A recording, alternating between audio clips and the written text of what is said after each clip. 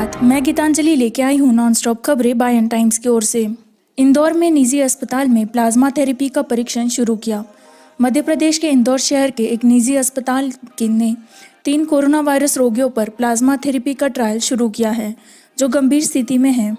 एक अधिकारी ने सोमवार को बताया, 2 डॉक्टर जो इलाज के बाद कोविड-19 से बरामद हुए अपने प्लाज्मा दान करने के लिए आगे आए। इन रोगियों के लिए रक्त का घटक Shri Aurobindo institute of medical science SAIMS के छाती रोग विभाग के प्रमुख डॉक्टर रवि डोसी ने बताया कि इंदौर राज्य में कोरोना वायरस हॉटस्पॉट के रूप में उभरा है। जिले में अब तक 1207 कोविड-19 मामले और 60 मौतें हो गई हैं। हमारे अस्पताल में एक महिला सहित 3 गंभीर कोविड-19 रोगियों पर प्लाज्मा थेरेपी शुरू की गई है। हम सकारात्मक परिणामों के प्रति आशान्वित हैं, दोषी ने कहा। 3 रोगियों की आयु 30 से 60 वर्ष के बीच है। उन्होंने कहा कि प्रयोग को अगले 14 दिनों तक जारी रखा जा सकता है। प्लाज्मा का दान करने वाले 2 डॉक्टर इलाज के बाद कोरोना वायरस मुक्त हो गए, SAIMS उन्होंने कहा। अधिकारी ने यह भी बताया कि दोनों डॉक्टर SAIMS में 3 काम नहीं करते हैं। दानदाताओं में से एक डॉक्टर इजहार मुंशी ने कहा, जब मुझे प्लाज्मा दान करने के लिए कहा गया तो मैंने तुरंत हाँ कह दिया। एक वाक्य मेरे दिमाग में गूंज रहा है, कोरोना हार जाएगा, भारत जीत जाएगा। मुंशी ने कहा कि उन्होंने SAIMS से 60 लोगों की एक सूची प्राप्त की है जो कोरोना वायरस संक्रमण से उबर चुके हैं और उनसे प्लाज्मा दान करने का अनुरोध करेंगे।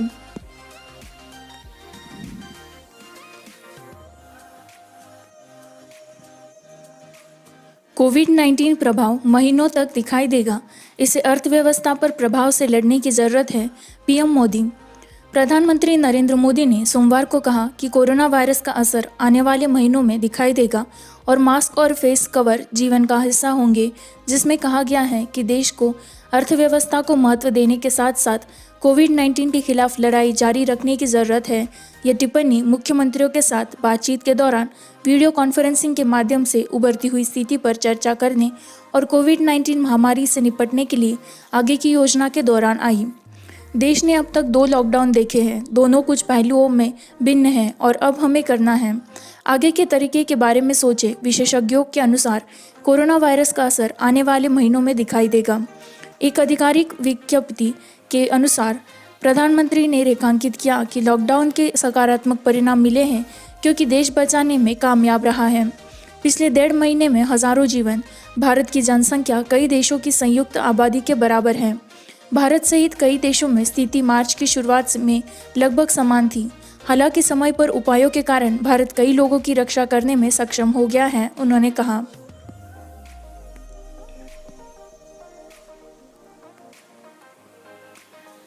कोटा से छात्रों को वापस लाना संभव नहीं होगा जब तक कि केंद्र दिशा निर्देशों को संशोधित नहीं करता, नीतीश ने PM को बताया।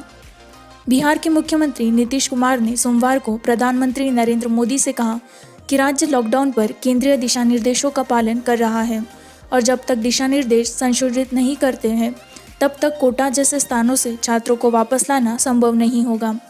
अन्य राज्यों के मुख्यमंत्रियों के साथ कुमार ने कई राज्यों के बारे में बात की जिन्होंने राजस्थान शहर से छात्रों की वापसी की व्यवस्था की है और विपक्षी दलों के दबाव का भी एक अप्रिय संदर्भ दिया है कि उनकी सरकार इस मुद्दे पर सामना कर रही है। छात्र नहीं है सिर्फ कोटा में ही नहीं बल्कि देश के कई अन्य हिस्सों में भी। उन्होंने कहा कि जब तक केंद्र अपने दिशा निर्देशों में संशोधन नहीं करता तब तक उन्हें वापस लाना संभव नहीं होगा, जिसका हम उचित तरीके से पालन कर रहे हैं।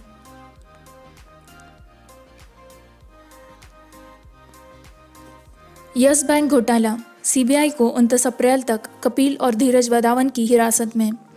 अधिकारियों ने कहा कि सोमवार को यहां एक विशेष अदालत ने DHFL के प्रमोटर कपिल वधावन और RKW डेवलपर्स के प्रमोटर धीरज वधावन को यस बैंक घोटाले के सिलसिले में CBI हिरासत में भेज दिया। दोनों को रविवार को महाबलेश्वर स्थित संगरोध सुविधा से गिरफ्तार किया गया।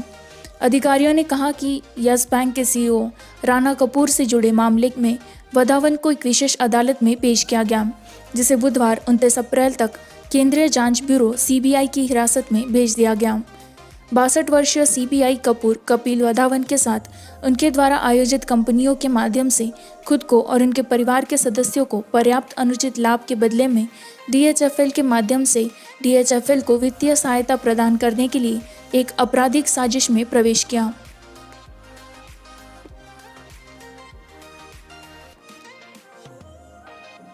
कोविड-19 लॉकडाउन।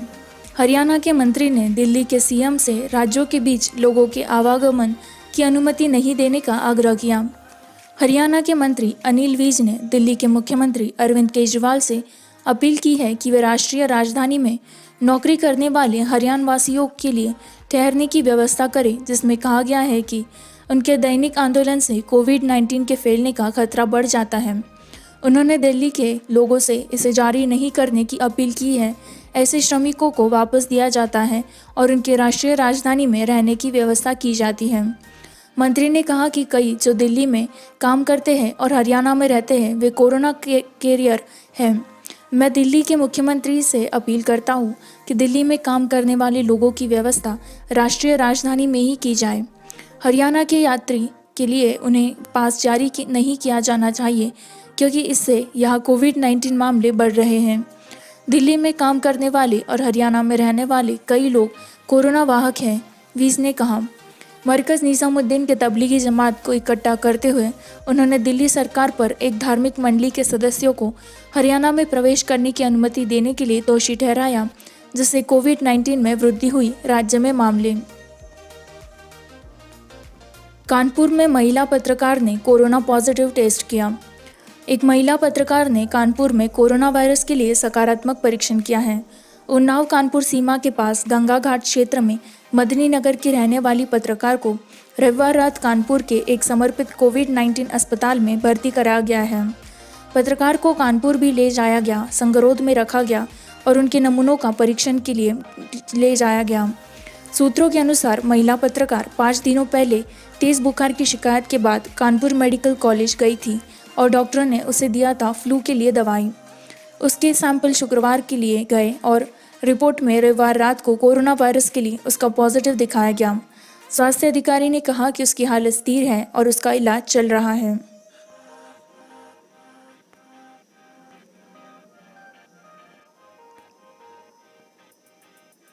लखनऊ पुलिस ने कनिका कपूर को नोटिस किया, उसे 30 अप्रैल तक एफआईआर का जवाब देने के लिए कहता है। बॉलीवुड गायिका कनिका कपूर के पिछले महीने कोरोना वायरस के परीक्षण के सकारात्मक होने के बाद विवादों में घिरने के एक दिन बाद लखनऊ पुलिस की टीम ने उन्हें नोटिस देने के लिए सोमवार को उनके आवास पर एक यात्रा का भुगतान किया। नोटिस कनिका को 30 अप्रैल 2020 तक एक स्थानीय पुलिस स्टेशन में उसके खिलाफ दर्ज किया प्राथमिकी में अपना बयान दर्ज करने के लिए कहता है। पिछले महीने राज्य की राजधानी में विभिन्न पुलिस स्टेशनों पर सेलिब्रिटी गायक के खिलाफ 3 प्राथमिकी दर्ज की गई थी। सरोजिनी नगर पुलिस स्टेशन में जिसने नोटिस दिया उसे धारा 269 जीवन के लिए खतरनाक बीमारी के संक्रमण को फैलने के लिए लापरवाही से काम करने की संभावना और धारा 270 घातक खतरनाक जीवन के लिए खतरनाक बीमारी फैलने की संभावना के तहत दर्ज किया गया था और 188 अवज्ञा 20 मार्च को आईईपीसी के लोक सेवक द्वारा विधिवत आदेश देने के लिए। कनिका को नोटिस देने वाली पुलिस टीम का नेतृत्व इंस्पेक्टर जेपी सिंह ने कर रहे हैं। गायक ने खुद नोटिस प्राप्त किया। निरीक्षक ने कहा उसे सरोजिनी नगर पुलिस स्टेशन का दौरा करने और अपना बयान दर्ज करने के लिए कहा गया है।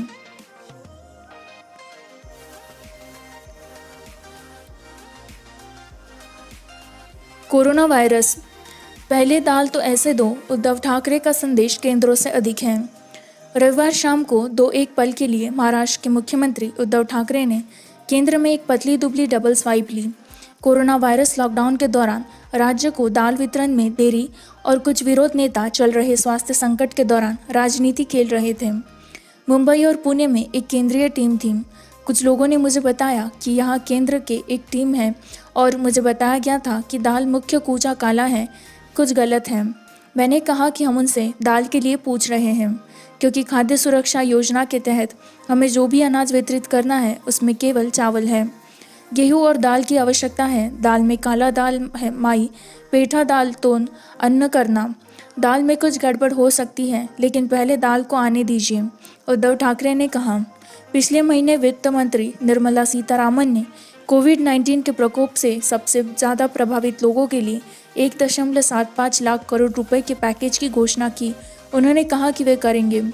5 किलोग्राम मिलता है गेहूं या चावल और उनकी पसंदीदा दाल में से 1 किलोग्राम। यह अगले 3 महीनों के लिए मुफ्त होगा। उन्होंने कहा कि कोई भी भूखा नहीं रहेगा। हालांकि अपने संबोधन में उद्धव ठाकरे ने संकेत दिया कि खाद्यान्न अभी तक वितरित नहीं किया गया है।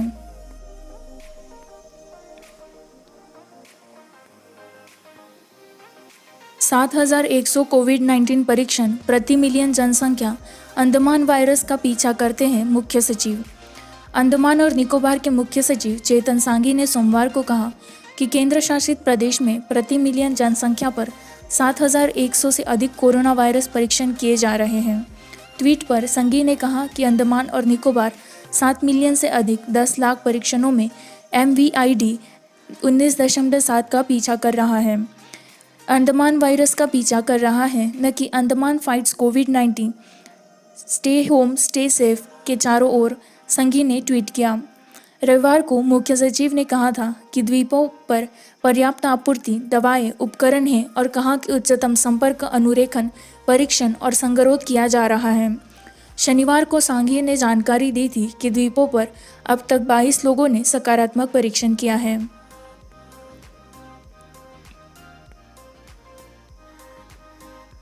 अमेज़न इंडिया ने लॉकडाउन के बीच तेजी से वितरण के लिए रेलवे के साथ साझेदारी को मजबूत किया। ई-कॉमर्स की दिग्गज कंपनी अमेज़न इंडिया ने सोमवार को कहा कि उसने भारतीय रेलवे के साथ अपनी साझेदारी को मजबूत किया है और राष्ट्रव्यापी लॉकडाउन के बीच ग्राहकों को तेजी से डिलीवरी देने के लिए अपने परिचालन को 55 लेन तक बढ़ा दिया है। अमेज़न इंडिया ने 13 लेन पर ई-कॉमर्स पैकेज के अंतर शहर परिवहन के लिए भारतीय रेलवे के साथ भागीदारी की थी और कलकत्ता और मुंबई में ग्राहकों के लिए पिकअप कियोस्क भी स्थापित किए थे।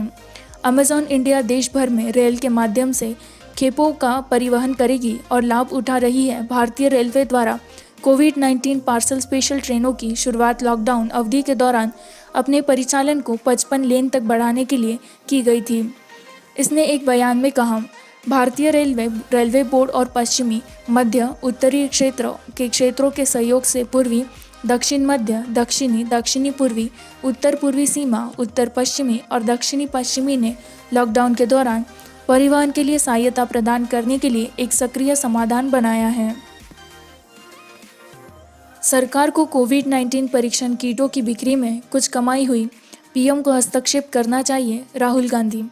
कांग्रेस नेता राहुल गांधी ने सोमवार को आरोप लगाया कि कुछ लोग सरकार को कोविड-19 के लिए तेजी से परीक्षण किट की आपूर्ति करते समय मुनाफाखोरी में लिप्त थे और प्रधानमंत्री से उनके खिलाफ सख्त कार्रवाई करने की मांग की। कांग्रेस ने कोविड-19 के बारे में तेजी से परीक्षण किट के बारे में रिपोर्ट का हवाला दिया।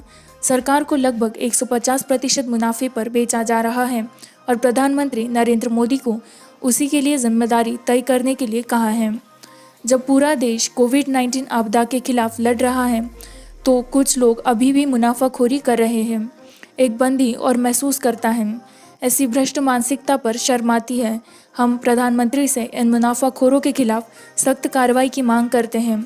देश उन्हें कभी माफ़ नहीं करेगा, उन्होंने हिंदी में ट्वीट में कहा।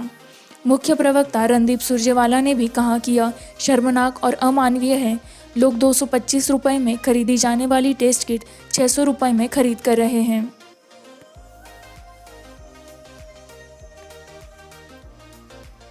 FICA वेतन कटौती का निर्णय लेने में पारदर्शिता पर जोर देता है। IPL, जो बहुत सारे खिलाड़ियों के लिए आय का एक बड़ा स्रोत है, निलंबित रहता है और कई बोर्ड पैकेट की खोज करते हैं। FICA ने स्वीकार किया कि कठोर कटौती एक ऐसा परिदृश्य बना सकती है जहां खिलाड़ी आकर्षक घरेलू T20 लीग के पक्ष में राष्ट्रीय अनुबंधों की अनदेखी कर सकते हैं। भले ही BCCI के कोषाध्यक्ष अरुण धुमाल ने एक राष्ट्रीय दैनिक को बताया है कि वह खिलाड़ियों के लिए भुगतान में कटौती पर विचार नहीं कर रहा है, स्थिति दूसरों के लिए समान नहीं है। क्रिकेट ऑस्ट्रेलिया पहले से ही अपने खिलाड़ियों के साथ विकल्प की खोज कर रहा है, बशर्ते उसमें पारदर्शिता हो। FICA की CEO टॉम मॉफेट ने महसूस किया कि पारदर्शी चर्चा आगे का रास्ता होना चाहिए। इसी के साथ मैं संवाददाता गीतांजलि आपसे विदा लेती हूँ। इसी तरह की नॉन स्टॉप खबरों को जारी रखने के लिए लाइक करें, सब्सक्राइब करें, शेयर करें।